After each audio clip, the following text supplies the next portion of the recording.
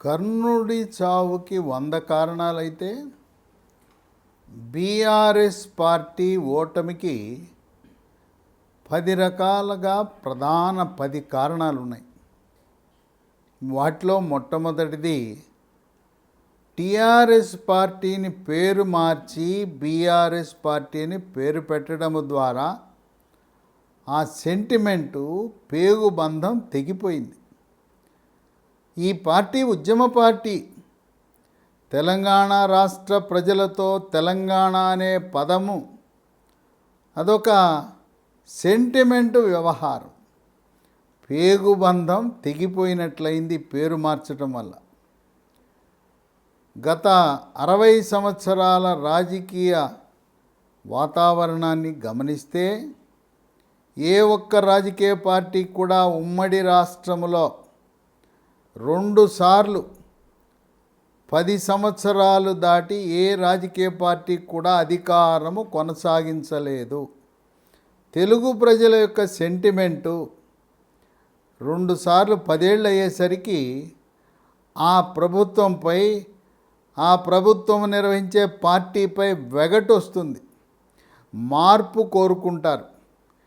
కనుక హ్యాట్రిక్ ప్రభుత్వము గతంలో ఎన్నడూ ఏర్పడలా. అది తెలుగుదేశం పార్టీ అయినా, కాంగ్రెస్ పార్టీ అయినా 2 టర్ములయ్యి 10 ఏళ్ళు అయితే ఇంకా చాలు మీ పాలన అన్నారు. అదేవిధంగా 2 టర్ములు అవ్వగానే తెలుగు ప్రజల యథావిధి సెంటిమెంట్ ప్రకారం మార్పు కోరుకున్నారు. మార్పు అనేది జరగటం జరిగింది. ఇక 2 నిరుద్యోగ యువత. తెలంగాణ రాష్ట్రంలో తెలంగాణ రాష్ట్ర సర్వీస్ కమిషన్లో నమోదు చేసుకున్న 30 లక్షల మంది యువత వాళ్ళు పూర్తిగా బీఆర్ఎస్ పార్టీకి వ్యతిరేకంగా పనిచేశారు. అది కూడా కొల్లాపూర్లో బర్రెలక్క కర్నె శిరీష ఆమె ఓట్లు సాధించకపోయినా గెలవకపోయినా సోషల్ మీడియాలో బర్రెలక్క చేసిన హల్చల్ వల్ల రాష్ట్ర వ్యాప్తంగా దాని ప్రభావము 119 నియోజకవర్గాలపై పడటం వల్ల తెలంగాణ రాష్ట్ర పబ్లిక్ సర్వీస్ కమిషన్లో జరిగిన అవినీతి, అక్రమాలు, పేపర్ లీకులు, పరీక్ష నిర్వహించలేని దుస్థితి, గ్రూప్ 1 పరీక్షలైతే 2 సార్లు జరిపి రద్దు చేయటం, నిరుద్యోగ యువత యొక్క ఆగ్రహావేశాలు బీఆర్ఎస్ పార్టీకి కొంతవరకు ఓటమికి కారణమైంది.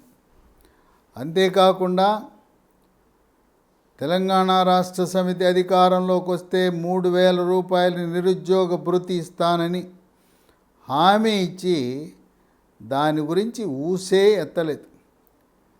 నీళ్లు, నిధులు, నియామకాలనే ట్యాగ్ లైన్తో ఉద్యమం చేసిన వివిధ యూనివర్సిటీలు, ప్రధానంగా ఉస్మానియా, కాకతీయ యూనివర్సిటీ విద్యార్థులు 1,200 మంది ఆత్మ బలిదానాలతో ఏర్పడిన తెలంగాణ రాష్ట్రం భౌగోళిక తెలంగాణ ఏర్పడింది, సామాజిక తెలంగాణ ఏర్పడలేదనేది అందరి భావం.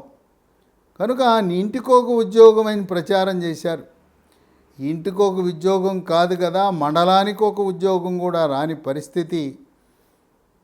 గత 9.5 సంవత్సరాల కాలంలో ఖాళీగా ఉన్న 2,90,000 ఉద్యోగాలు నింపటంలో వైఫల్యము చెందిన బీఆర్ఎస్ పార్టీకి నిరుద్యోగ యువత వాళ్ళ యొక్క వ్యతిరేకత ఓటమికి కారణమైంది. ఇక 3 దళిత బంధు. ఈ దళిత బంధులో కుటుంబానికి 10 లక్షల ఆర్థిక సహాయం. రాజ్యాంగబద్ధంగా ఎస్సీ సబ్ ప్లాన్ అనుంది. ఆ ఎస్సీ సబ్ ప్లాన్ నిధులను మళ్లించి దానికి పేరు పెట్టి దళిత బంధు అని పెట్టి రాజకీయ నాయకులు 30% కమిషన్ తీసుకుంటున్నారు ఎమ్మెల్యేలు అని చెప్పి సాక్షాత్తు ముఖ్యమంత్రి ప్రకటన కూడా చేయటం జరిగింది. దళిత బంధు రాష్ట్రమంతా కలిపి కేవలం 50,000 కుటుంబాలకు మాత్రమే లబ్ధి కలిగింది. అది కూడా లంచం ఇచ్చిన వాళ్ళకే దళిత బంధు లభించింది. ఆ లంచం కూడా సొంత బీఆర్ఎస్ కార్యకర్తల దగ్గర కూడా లంచము తీసుకుని నాయకులు ఈ దళిత బంధుని కేటాయించారనే ఆరోపణలు ఉన్నాయి. తెలంగాణ రాష్ట్రంలో 19 ఎస్సీ నియోజకవర్గాలుంటే 19లో కాంగ్రెస్ పార్టీ 14 నియోజకవర్గాలు గెలిచింది. అంటే దళిత బంధు ప్రవేశపెట్టిన 14 ఎస్సీ నియోజకవర్గాల్లో బీఆర్ఎస్ పార్టీ ఓటమి చెందిందంటే దళితులు పూర్తిగా వ్యతిరేకించారు. తెలంగాణ రాష్ట్రంలో గిరిజనులకు కేటాయించిన ఎస్టీ నియోజకవర్గాలు 12 ఉన్నాయి. 12లో గిరిజనులు ఎస్టీలు 9 నియోజకవర్గాల్లో కాంగ్రెస్ పార్టీ గెలవటం జరిగింది. అంటే ఎస్సీ ఎస్టీల్లో 14 అంటే 23 నియోజకవర్గాల్లో 31 నియోజకవర్గాలు ఎస్సీ ఎస్టీలకు ఉంటే 23 నియోజకవర్గాల్లో ఎస్సీ ఎస్టీ నియోజకవర్గాల్లో కాంగ్రెస్ పార్టీ గెలిచిందంటే దళిత బంధు ఎంత అస్తవ్యస్తంగా నిర్వహించబడిందో అర్థమవుతూ ఉంది. ఇక 4 డబుల్ బెడ్రూమ్లు ప్రచారానికే ఉపయోగపడింది. డబుల్ బెడ్రూమ్లు ఎక్కడున్నాయంటే కేవలం హరీష్ రావు నియోజకవర్గం సిద్దిపేట, ముఖ్యమంత్రి నియోజకవర్గం గజ్వేలు, కేటీఆర్ నియోజకవర్గం సిరిసిల్లలో మాత్రమే డబుల్ బెడ్రూమ్లు. ఇంకా ఎక్కడా కూడా అవి కేవలం ప్రచారాస్త్రం, ఊరించారు. డబుల్ బెడ్రూమ్ కేటాయింపులో కూడా బీఆర్ఎస్ నాయకులకు లంచం ఇవ్వకపోతే కేటాయింపు జరగలేదనే ఆరోపణలు ఉన్నాయి. ఇక 5 ఉద్యోగస్తులకు వాళ్ళకి జీతాలు ఇచ్చే పరిస్థితి లేదు. 1వ తారీఖుకి జీతం పొందటం అనేది ఉద్యోగుల యొక్క హక్కు. అలాంటి హక్కు ఈ రోజున ప్రభుత్వ ఉద్యోగులకు 7వ తారీఖు నుంచి ప్రారంభమై ఎప్పుడు వస్తుందో కూడా తెలవని పరిస్థితి.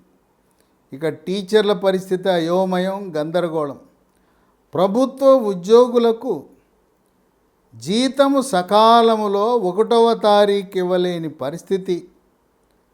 పైగా బీఆర్ఎస్ ప్రభుత్వం తెలంగాణ రాష్ట్రము ధనిక రాష్ట్రము, తలసరి ఆదాయం పెరిగింది, 1 ఎకరము అమ్మితే 100 కోట్లు వస్తాయి, ఇలా గొప్పలు చెప్పుకునే తెలంగాణ రాష్ట్ర ప్రభుత్వము ఉద్యోగస్తులకి 1వ తారీఖు జీతము ఇవ్వని కారణం వల్ల పూర్తిగా ఉద్యోగులందరూ కూడా బీఆర్ఎస్ పార్టీకి వ్యతిరేకించడం జరగటం అనేది సత్యం.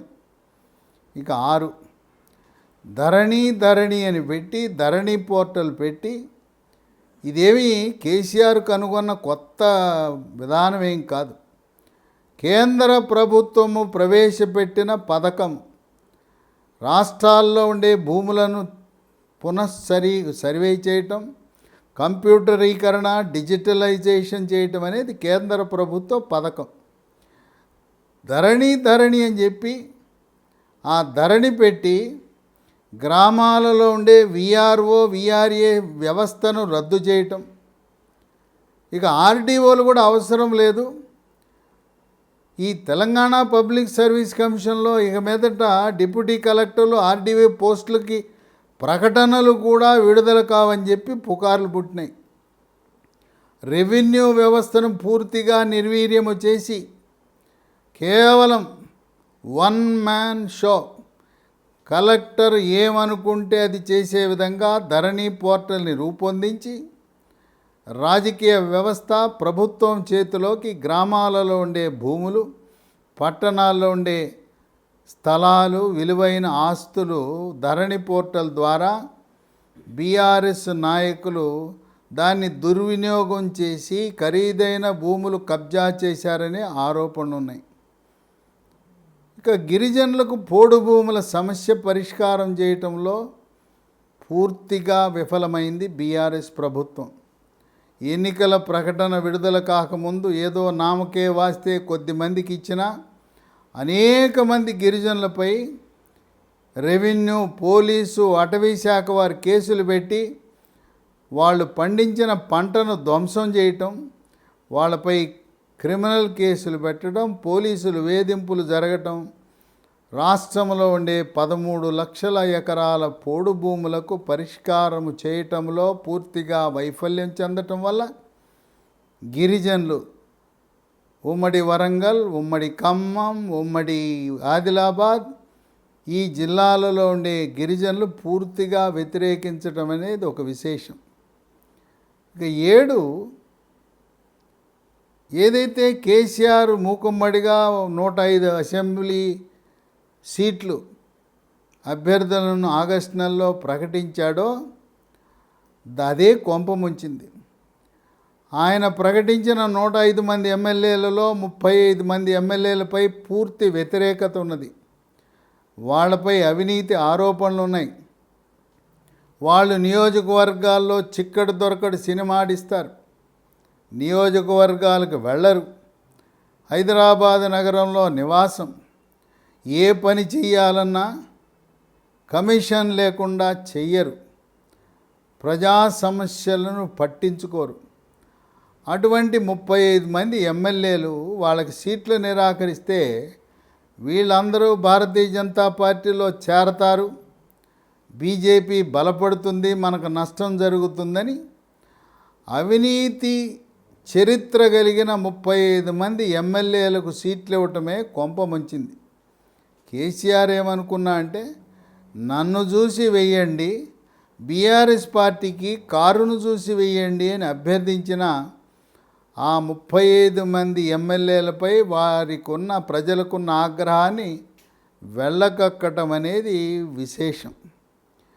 ఇదే కాకుండా కుటుంబ పాలన, ఆ కుటుంబంలో కేసీఆర్ ఒక్కడే ఉండి పరిపాలిస్తే వ్యతిరేకత వచ్చేది కాదు. సరే, రెండో వ్యక్తి హరీష్ రావు అంటే కొంత సానుకూల ధోరణి ఉంది ప్రజల్లో, ఇద్దరుంటే పర్వాలేదు. కేసీఆర్ హరీష్ రావుతో పరిమితమైతే కుటుంబ పాలన అంత శృతి మించేది కాదు. 2009 సంవత్సరం వరకు అమెరికాలో అన్ని సౌకర్యాలు సదుపాయాలు పొంది ఉద్యమంతో సంబంధం లేకుండా ఉన్న కేటీఆర్ మధ్యలో వచ్చి ఈ రోజున పదవులు అనుభవించటం, మళ్ళీ ఆయన ముఖ్యమంత్రి చేయాలనే ఆలోచన అది కొంపముంచింది. కుటుంబంలో ఎంతమంది అనే ఆలోచన వచ్చింది.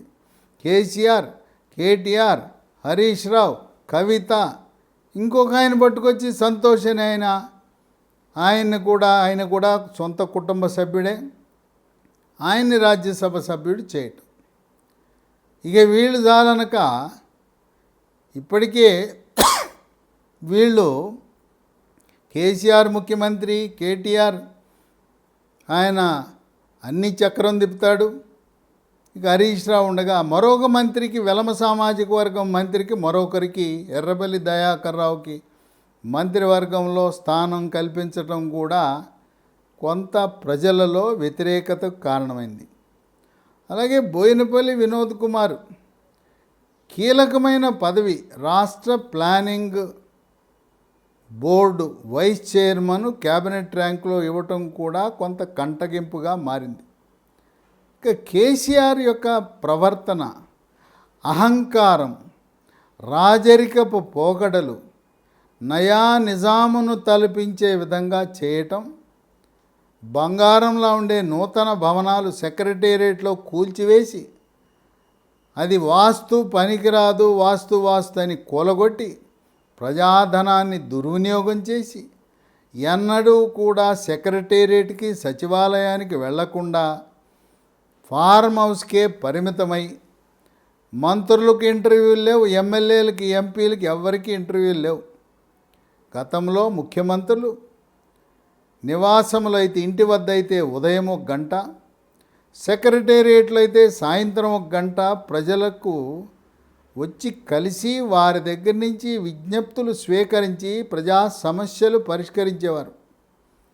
కేసీఆర్ మంత్రులు, రాజకీయ పార్టీలు, ప్రతిపక్ష పార్టీలు ఎవ్వరిని కూడా లెక్క చేయకుండా ఒక నియంత పాలన కొనసాగించాడనే విమర్శలు ఉన్నాయి.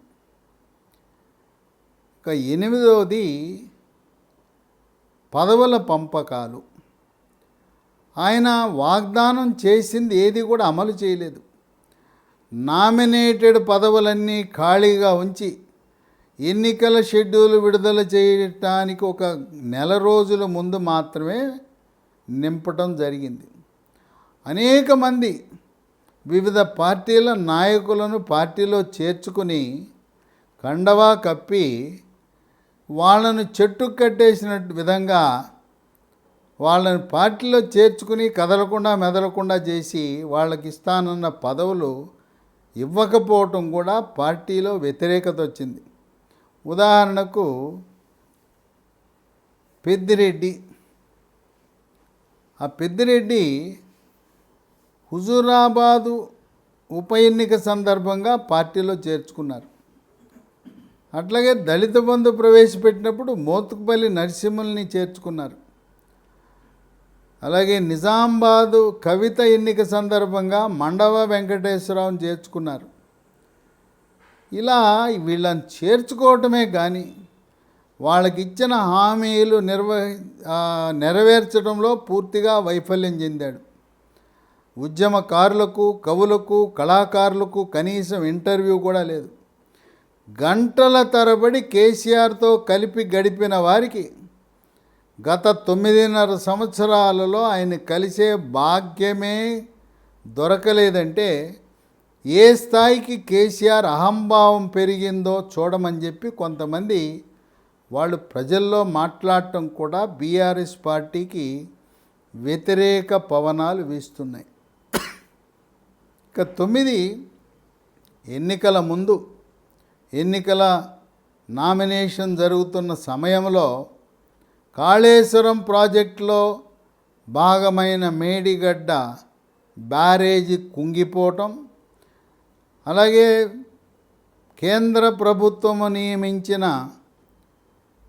ఈ డ్యాము భద్రత గురించిన నిపుణుల కమిటీ లోపాలను పత్రికాముఖంగా వెలువరించటము ద్వారా కాళేశ్వరం ప్రాజెక్టులో అవినీతి జరిగిందని తెలంగాణ రాష్ట్ర ప్రజలు బలంగా నమ్మటం వల్ల ముఖ్యంగా రైతులు, కౌలు రైతులు, గ్రామీణ వాసులు, విద్యాధికులు, మేధావులు కూడా ఇంతవరకు ప్రపంచంలో ఏ ప్రాజెక్టు కూడా కట్టిన 3 సంవత్సరాలలో కుంగిపోవటం అనేది జరగబోదు. నాణ్యతా లోపం వల్ల, అవినీతి వల్ల మేడిగడ్డ ప్రాజెక్టు పనికి రాకుండా పోయింది, కుంగిపోయిందనే భావన కూడా టీఆర్ఎస్ ఓటమికి కారణమైంది. ఇక 10 ఎస్సీ వర్గీకరణ. ప్రధానమంత్రి మోదీ మందకృష్ణ మాదిగ పెట్టిన సభకు పెద్ద ఎత్తున ఆయన మాదిగలను సమీకరించి మాదిగ విశ్వరూప సభని పెడితే కేసీఆర్ నేను చేస్తా వర్గీకరణ చేస్తానని చెప్పి ఎప్పటి నుంచో హామీలు ఇస్తూ వాళ్ళకి న్యాయము చెయ్యని కారణం వల్ల మాదిగ సామాజిక వర్గము ఎస్సీ వర్గీకరణ చెయ్యని కారణం వల్ల వాళ్ళు దూరం జరిగారు. అంతేకాకుండా 2018 తరువాత ఏర్పాటు చేసిన క్యాబినెట్లో ఒక్క మాదిగ సామాజిక వర్గానికి చెందిన వ్యక్తి కూడా మంత్రిగా లేడు. రాష్ట్రంలో దళితుల సంఖ్య 18% ఉంటే కేవలం ఒక్క మాల సామాజిక వర్గానికి చెందిన కొప్పుల ఈశ్వర్కు మాత్రమే స్థానం ఉంది. మాదిగ సామాజిక వర్గానికి ప్రాతినిధ్యం లేని కారణం వల్ల మేము కేసీఆర్ కనపడటం లేదు, వర్గీకరణ ఊసెత్తటం లేదు, మాకు ఒక ద్రోహం చేస్తున్నాడని ఆత్మగౌరవం దెబ్బతిందని మాదిగలు కూడా బీఆర్ఎస్ పార్టీని వ్యతిరేకించటం, భారతీయ జనతా పార్టీ పట్ల అనుకూలత చూపించటం అనేది కూడా ఒక విశేషం. అలాగే కమ్యూనిస్టులను దూరం చేసుకోవటం. మునుగోడు ఉప ఎన్నిక సందర్భంగా కమ్యూనిస్టులు సిపిఐ సిపిఎం పార్టీ ఆ రోజున బీఆర్ఎస్ పార్టీతో సహకరించకపోతే కూసుకుంట్ల ప్రభాకర్ రెడ్డి బీఆర్ఎస్ క్యాండిడేట్ ఎట్టి పరిస్థితుల్లో గెలవడు. ఆ రోజు అవసరానికి కూరలో కరివేపాకులా సిపిఐ సిపిఎం పార్టీలను ఉపయోగించుకుని వాళ్లకు భోజనాలు పెట్టి విందులు పెట్టి కారులో ఎక్కించుకుని తన కారులో తీసుకువెళ్ళి మునుగోడులో జరిగిన సభలో ముందు వరుసంతా కామ్రేడ్లనే కూర్చుండబెట్టి ఆ విధంగా వాళ్ళని ఆకాశంలోకి ఎత్తేసి మునుగోడు ఎన్నిక గెలిచిన తర్వాత కామ్రేడ్లకు కనీసం ఇంటర్వ్యూ కరువు అవటం, సిపిఐ సిపిఎం పార్టీలను దూరం చేసుకోవటం ద్వారా ఉమ్మడి నల్గొండ ఉమ్మడి ఖమ్మం జిల్లాలో బీఆర్ఎస్ పార్టీకి ఆశించిన బలం లభించలేదు, సీట్లు లభించలేదు. ఉమ్మడి ఖమ్మంలో ఒకే సీటు, ఉమ్మడి నల్గొండలో ఒక్క సీటుకే పరిమితం అవటం. ఆ మునుగోడు ఉప ఎన్నిక తరువాత కామ్రేడ్లతో కలిసి ప్రయాణము చేసి వాళ్లతో పొత్తు పెట్టుకుంటే కొంతవరకు బీఆర్ఎస్ పార్టీకి ప్రయోజనం లభించేది అనే ఆలోచన ఉన్నది. ఏదేమైనా ప్రజలు కుటుంబ పాలనను వ్యతిరేకిస్తున్నారు, అవినీతి అరాచకాన్ని వ్యతిరేకిస్తున్నారు. హైదరాబాద్ నగరంలో ఉండే అన్ని రియల్ ఎస్టేట్ సంస్థలు కూడా కేసీఆర్ కుటుంబానికి బినామీ సంస్థలనే అభిప్రాయం ప్రజల్లో ఉంది. ఇక కవిత లిక్కర్ కుంభకోణం వ్యవహారం, ఆమె అవినీతికి పాల్పడినదని ఆధారాలున్నా భారతీయ జనతా పార్టీ ఢిల్లీలో ఉండే కేజ్రీవాల్ ప్రభుత్వం, ఆమ్ ఆద్మీ పార్టీ ఢిల్లీ ప్రభుత్వ ఉప ముఖ్యమంత్రిని జైల్లో పెట్టినప్పుడు కవితను ఎందుకు అరెస్టు చేయలేదు అనేది కొంతవరకు బీఆర్ఎస్ పార్టీకి ఎలాగో నష్టం జరిగింది. కవిత యొక్క లిక్కర్ కుంభకోణం వ్యవహారం, ఆమెను అరెస్టు చేయకపోవటం అనే అంశము కూడా దాని ప్రభావము కొంతవరకు భారతీయ జనతా పార్టీ గెలుపు అవకాశాలను కూడా దెబ్బతీసినాయి అనేది నిజం. చాలామంది కవితను అరెస్టు చేస్తారు, రేపో మాపో అరెస్టు చేస్తారని భావించిన సమయంలో ఆమె అరెస్టు కాకపోవటం వల్ల లోపాయికారిగా భారతీయ జనతా పార్టీ బీఆర్ఎస్ పార్టీకి ఏదో రహస్య ఒప్పందం ఉన్నదని, ఇదంతా కూడా గల్లీలో కుస్తీ ఢిల్లీలో దోస్తీ అనే వ్యవహారముగా కాంగ్రెస్ పార్టీ అభివర్ణించటం వల్ల కవితను అరెస్టు చేయకపోవటం వల్ల భారతీయ జనతా పార్టీకి కొంత నష్టం జరిగిందనే విషయం కొంతమంది విశ్లేషకులు ప్రజలు భావిస్తున్నారు. ఏది ఏమైనా తెలుగు ప్రజలు 2 టర్ములు దాటి ఏ ప్రభుత్వాన్ని కూడా ఆదరించరు అనేది అక్షర సత్యం. ఇప్పుడు కూడా కాంగ్రెస్ పార్టీ యొక్క మెజారిటీ బొటాబొటిగా వచ్చింది, కేవలం 65 సీట్లకే పరిమితం. గతంలో మర్రి చెన్నారెడ్డి 2 సార్లు ముఖ్యమంత్రి అయినప్పుడు, వైఎస్ రాజశేఖర రెడ్డి 2 సార్లు ముఖ్యమంత్రి అయినప్పుడు తెలంగాణ రాష్ట్రంలో ఎన్నడూ కూడా 50% సీట్లు దాటి రాలేదు.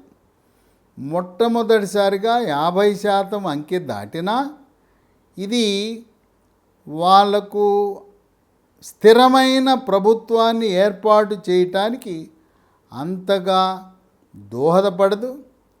కనుక కాంగ్రెస్ పార్టీ వాళ్ళ యొక్క మేనిఫెస్టో ఎన్నికల ప్రణాళిక కంటే కూడా కేసీఆర్ను గద్దె దింపాలి, అహంభావైన కేసీఆర్ ఉండకూడదు అనే కవులు, కళాకారులు, ఉద్యమకారులు అందరూ కూడా ముక్తకంఠంతో పనిచేయటం వల్ల ఇది ప్రభుత్వ వ్యతిరేక పవనాల వల్ల ప్రత్యామ్నాయంగా కాంగ్రెస్ పార్టీని ఎంపిక చేశారు. ఆ కాంగ్రెస్ పార్టీ అంటే కలహాల కుంపటి, వెన్నుపోట్లు. వేచి చూడాలి వాళ్ళ యొక్క ప్రవర్తన ఏమైనా మారుతుందా, లేదు ఎప్పటి వలనే మేము మారం, మా నైజం ఇంతే, మా స్వభావం ఇంతే, ఎవరు ముఖ్యమంత్రి అయినా మేము వాళ్ళపై నిత్య అసమ్మతి కొనసాగిస్తామనే ధోరణి కొనసాగితే కాంగ్రెస్ పార్టీ ప్రభుత్వానికి గడ్డు కాలమే. ఇప్పుడైనా కేసీఆర్ మారాలి, ప్రజలతో కలవాలి, ప్రజాప్రతినిధుల్ని గౌరవించాలి.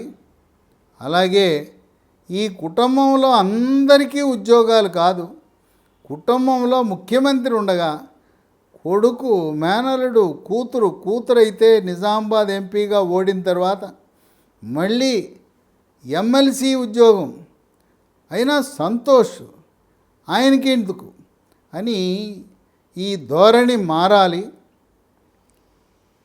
బీజేపీ పార్టీ బీసీ ముఖ్యమంత్రిని చేస్తామంటే మరి దొరల పాలన ఎంతకాలం అనే నినాదాన్ని ప్రాచుర్యంలోకి తెచ్చింది కాంగ్రెస్ పార్టీ. అందువల్ల జనాభా నిష్పత్తి ప్రకారం కేసీఆర్ ఒక్కడే ముఖ్యమంత్రిగా కొనసాగి హరీష్ రావు కూడా ఉన్నా ఎటువంటి వ్యతిరేకత వచ్చేది కాదు. కేటీఆర్, కవిత, సంతోష్ వీరందరి ప్రమేయం వల్ల, కుటుంబ పాలన వల్లనే బీఆర్ఎస్ పార్టీ ఓటమి చెందిందని విశ్లేషకులు భావిస్తున్నారు.